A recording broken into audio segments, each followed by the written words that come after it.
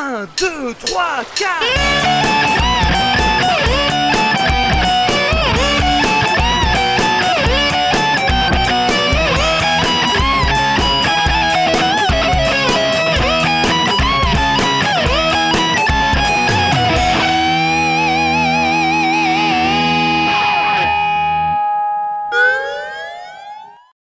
Salut tout le monde, ce mois-ci, j'ai pas envie de faire un gros test de jeu pourri, je veux dire après tout, c'est le mois de Noël, c'est le mois où on va se retaper la 600e rediffusion d'Astérix chez le Breton sur M6, c'est le mois où on va se retaper tous les films avec Whoopi Goldberg qui repart dans le passé pour sauver l'esprit de Noël, et j'ai envie de rentrer chez moi pour voir ça.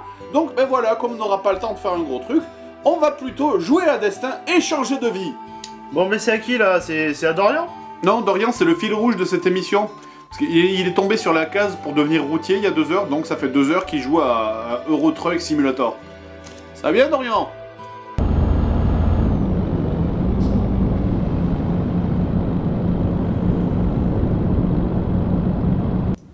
Il est parti d'où? De Lyon, Et il va où? à Paris.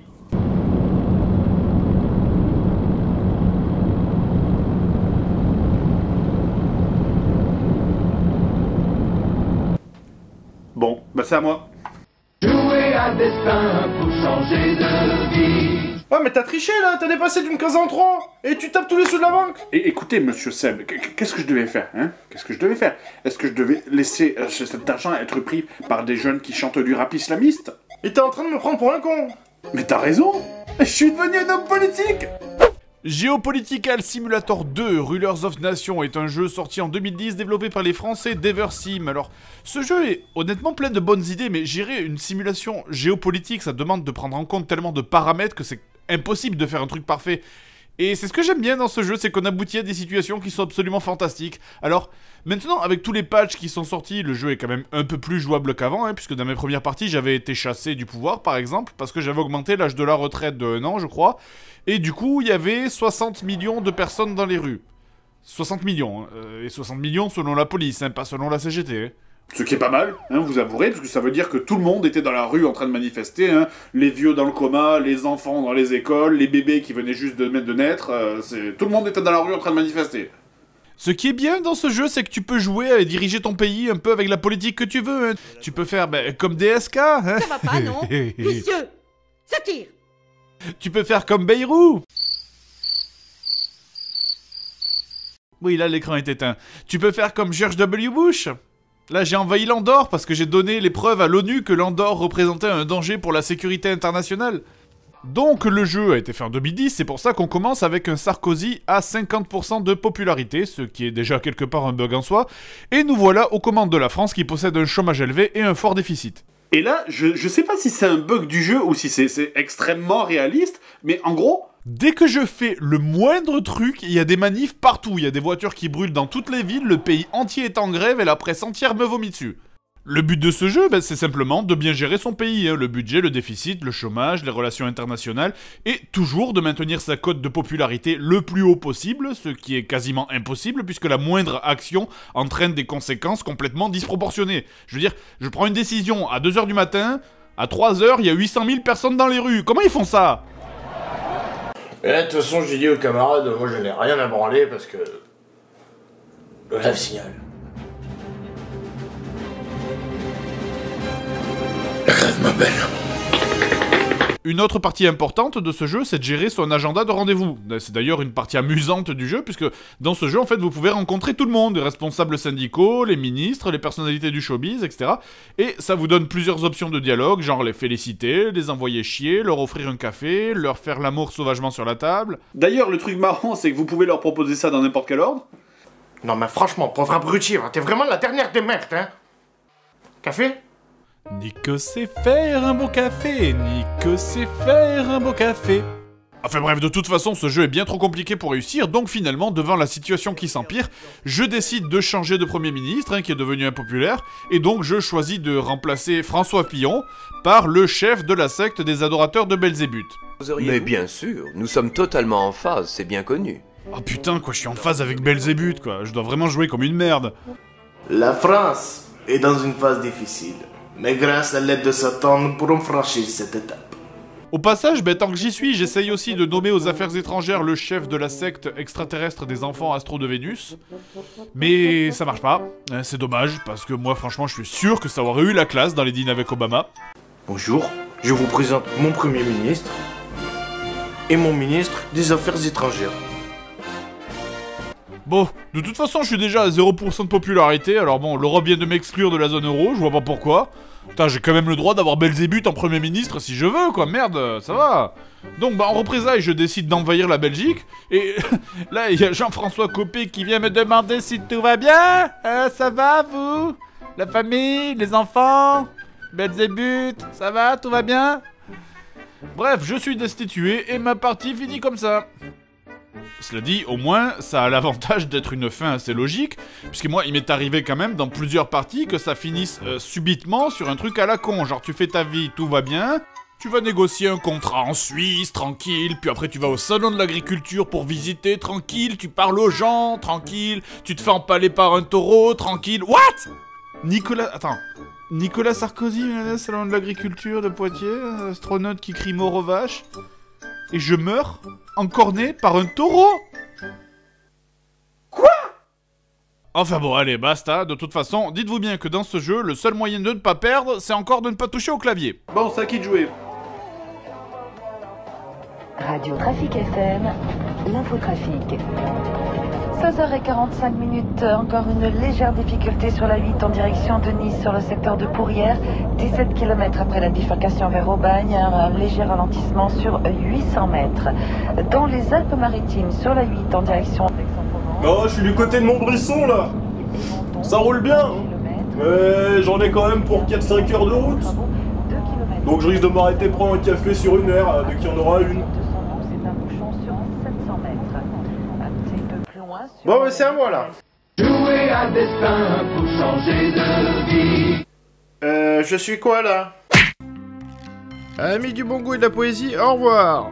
Toilette Tycoon, sorti en 2006, ou un simulateur de dame pipi quoi. Je vous laisse admirer l'écran titre. La grande classe. Et quand tu sélectionnes un menu, ça fait prout. C'est drôle, non? Ça vient de faire prout. J'ai ma vie. Donc en gros, vous prenez le contrôle d'un WC public que vous achetez pour quelque chose comme 470 000 €.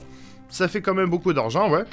Et vous devrez les améliorer pour gérer votre entreprise et même faire des recherches pour améliorer vos toilettes jusqu'à devenir le roi du caca. Mais attention, parce que les recherches, c'est pas donné à tout le monde. Par exemple, si vous voulez améliorer le confort de vos sièges ou la qualité de votre chasse d'eau, vous pouvez investir jusqu'à 20 000 €. Si ça marche bien, ben c'est tant mieux. Mais sinon, shit. Y a pas à dire, hein, on est au pays de la poésie. Donc sur l'écran de vos toilettes, vous devez d'abord acheter les différentes composants de vos toilettes, hein, la chasse d'eau, le trône, le siège et le papier cul. Sachant que j'ai essayé de poser que le siège pour voir si les gens allaient faire caca par terre, mais ça n'a pas marché. Chaque composant de vos toilettes peuvent être et doivent être améliorés avec les sous que vous gagnez, c'est le but, hein. Au début, quand on commence, on a que des toilettes en céramique. C'est des toilettes de pauvres, hein, c'est des toilettes où tu payes 1 € pour couler un bronze. Mais c'est nul, les pauvres. Alors on s'améliore pour faire venir des riches. Et pour ça, on achète, par exemple, des chiottes en or. Ou encore mieux, des chiottes en émeraude. Parce que les riches, ils aiment pas la céramique. Eux, ils veulent démouler leur cake dans des chiottes en émeraude. Enfin bref, et être riche, c'est aussi quand vous vous torchez le cul avec de la soie. Ou avec ça. J'ai regardé la traduction, ça veut dire du vison. Le vison, c'est de la fourrure d'un animal qui ressemble à une loutre. Sérieusement, ils ont des goûts bizarres, ces riches. Il fait froid. Je me suis coupé sur les chiottes en émeraude. Il y a plein de poils sur le papier, c'est dégueulasse. Vous pouvez aussi attaquer directement vos concurrents, en les espionnant, ou en envoyant des vandales pour casser leurs chiottes, ou payer un mec pour aller vomir dans leurs toilettes afin de boucher leurs tuyaux. Voilà. Mais je suis sûr que ça aurait mieux marché si ça avait été une mannequin russe de 17 ans. Bon. Qui l'a fait? Bon, ok, ça sera toi qui feras la blague ultra prévisible. Bon, dis donc, ton jeu sur les toilettes, il pue un peu la merde quand même, non? Merci, merci. En fait, il en est où le fil rouge? Chauffeur, si t'es champion, appuie sur champignon. Ouais, il va bien. Jouer à destin pour changer de vie. Train Simulator. Bah quoi, tu fais rien? Bah non, je simule un cheminot. Je suis en grève.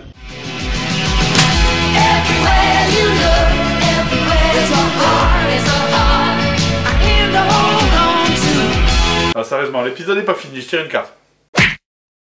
Ambulance Simulator, un jeu qui fait partie de la merveilleuse gamme des jeux de simulateurs allemands où tu joues à travailler. La logique du truc m'échappera toujours, je pense. Ce qui est chiant dans ces simulateurs, c'est que si vous avez joué à un GTA, vous ne pouvez pas jouer à ces jeux. Je veux dire, dès que je vois un mec marcher sur le trottoir, je me sens obligé de rentrer dedans. Bon, ok, sauf que là, ça marche pas, puisque en fait, la ville est remplie de Terminator. Regarde-moi ça, putain! Hé hey, oh, connard, je suis une ambulance, laisse-moi la caisse tranquille! En plus, ce jeu me pète mes fantasmes de l'ambulancier qui roule à toute vitesse dans les rues en grillant tous les feux rouges pour sauver des gens, je veux dire. Ici, t'as pas le droit d'aller vite. Regarde-moi ça, si tu cognes une voiture, tu perds des points. Si tu utilises tes loupiottes et que c'est pas autorisé, tu perds des points. Si tu grilles un feu rouge, tu perds des points. Si tu vas à 52 à l'heure alors que c'est limité à 50, tu perds des points. Putain, c'est une ambulance ou c'est la voiture de Derrick, là? Honnêtement, franchement, j'ai pas vu une conduite aussi molle depuis l'attraction Autopia à Disneyland. Allez! Allez, c'est vert, putain, avancez, merde! Oh là là, mais je te jure, quoi. Allez, papy! Oh putain. En plus, il y a des feux rouges partout dans cette ville, regardez ça, je peux pas faire 10 mètres sans faire un feu rouge. Évidemment, je peux pas les griller, sinon je perds des points et ça fait échouer la mission. Allez, passe au vert, putain! Passe au vert! Mais en plus, mais c'est n'importe quoi, regarde là. Je heurte un poteau à 2 km/h, je prends moins de 100. Et là, je fais un putain de tonneau et j'ai rien. Mais conneries de jeu! Et conneries de feu rouge à la con! Et conneries de vieux qui conduisent à 2 à l'heure! Putain, je vous déteste! Passe au vert! Bon, heureusement, sur certaines missions, quand même, tu as le droit d'activer la sirène, et cette sirène, elle est fantastique! Parce que dès que tu l'actives, les gens deviennent fous autour de toi! Regardez ça, et osez me dire que ce jeu a pas été codé avec le cul, franchement. Et t'as même pas besoin d'être à côté, regardez là, je suis sur le parking, tranquille, et je m'amuse à rendre les gens fous sur la route. Une ambulance, poussez-vous, laissez-la passer, c'est un véhicule prioritaire, poussez-vous, poussez-vous, écartez-vous de la route, vite, j'ai cru que j'entendais une ambulance, mais en fait c'était une face... Ah, une ambulance, poussez-vous, écartez-vous de la route. Non, j'hallucine ou quoi? J'ai cru que j'entendais une ambulance, une ambulance, poussez-vous. Faut dire que c'est marrant quand même de jouer comme un connard, hein. Poussez-vous! Poussez-vous plus! Je suis une ambulance! Respectez mon autorité! Vous savez ce qui est fou, c'est que dans tous ces simulateurs allemands, que ce soit l'ambulance, le camion-ben, la laveuse de rue, le centre du truc, c'est toujours la conduite, puisqu'on est toujours en véhicule. Alors pourquoi est-ce que c'est toujours le point le plus mal fait du jeu? Mais qu'est-ce qui se passe? Pourquoi je m'envole là? Pourquoi je m'envole? C'est même pas comme si je les recherchais ces bugs, j'ai juste joué 3 minutes pour arriver là. Qu'est-ce que c'est que cette bagnole qui vole? Bon, à part ça, le but du jeu c'est toujours d'aller chercher un patient, que ce soit chez lui ou à l'endroit où il a eu un accident, et de le ramener à l'hôpital. Et c'est dommage que la conduite n'influe pas sur l'état de santé du patient à l'arrière, parce que ça aurait été le seul endroit du jeu où ça aurait été logique. Parce que bon, excuse-moi, mais quand je conduis comme ça... Je vous ramène un patient, multiples fractures et hémorragie cérébrale. Quoi? Mais il avait appelé pour une appendicite à la base? Je dois y aller. Cela dit, je dois quand même reconnaître que les mecs ils gèrent bien du trailer quand même pour ces simulateurs. Je vais vous montrer le trailer de bus en câble car. C'est le trailer officiel. Les mecs qui ont fait ce trailer, c'est juste des génies pour moi. Parce qu'ils arrivent à te donner l'envie d'acheter un truc, un jeu qui est complètement chiant. Je veux dire, le monteur il a fait un super bon boulot pour réussir à rendre ça intéressant. D'ailleurs, je mettrai le lien en dessous de la description vers la chaîne, parce que tous leurs trailers sont comme ça en fait. Bus, câble car, simulator. Dans un monde où l'homme et sa machine ne font plus qu'un. Dans un monde avec des trames, vit un homme qui va changer le destin de tout un peuple. Et cet homme, c'est vous. En 2012, Astragon et TML Studio présentent le début d'une incroyable épopée qui va changer la face de l'humanité. Commencez l'aventure extraordinaire d'un homme qui dégivre sa vitre et qui marche dans la rue, dans le monde de Hugues. Marcher dans les rues, stalker des jeunes femmes, parler à des gens et aller trouver des trésors secrets dans des caves abandonnées, même si ça n'a aucun putain de rapport avec votre boulot. Utilisez des laveuses de voitures, des magasins, buvez du café, mettez des lunettes de soleil. T'as vu tout ce qu'on peut faire, wesh, c'est pas un jeu un peu cool quand même? Ah, Dieu bénisse les musiques de Hans Zimmer, la seule personne qui peut rendre des parties de Rami aussi épiques qu'un combat d'Asie Avengers.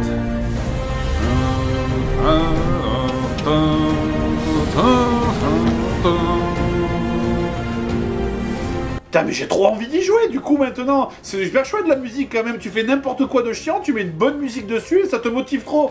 Bon, c'est à qui de jouer maintenant? Jouer à destin pour changer de vie. Pas de teaser.